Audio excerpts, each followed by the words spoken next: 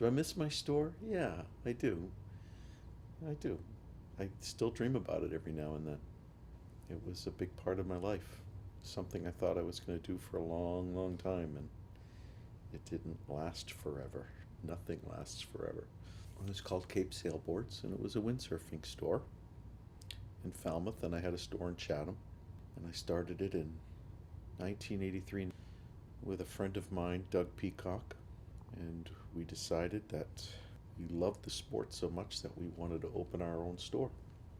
The store was open for 13 years. The industry itself didn't support the small dealers like they should have. And it was the time when these mail order catalogs became so powerful that they bypassed the distributors and became the distributors themselves. So they were selling gear, sales, let's say, at the price that I was buying them for. They stole all the business and all the profitability from the industry, and slowly but surely, all the small shops like Cape Sailboards became less and less profitable, and eventually they went out of business.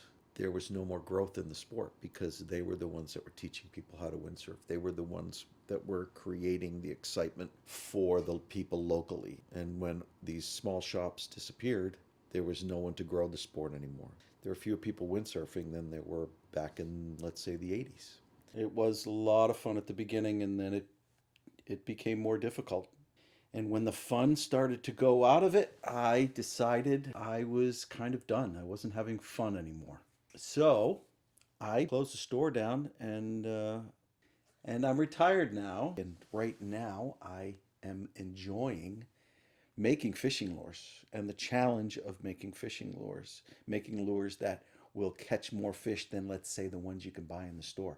There's a creative process of making something, and so it was just a matter of wanting to create your own. I started and I found a supplier that supplied the parts. He went online on YouTube, and I saw a guy, and this is how you make it, this is what you do. So I bought a lathe and I started making lures. I have thought about selling them. The problem with that is I spend way too much time on each lure at this point that I would have to sell them for such a high price that I don't know if anyone would buy them.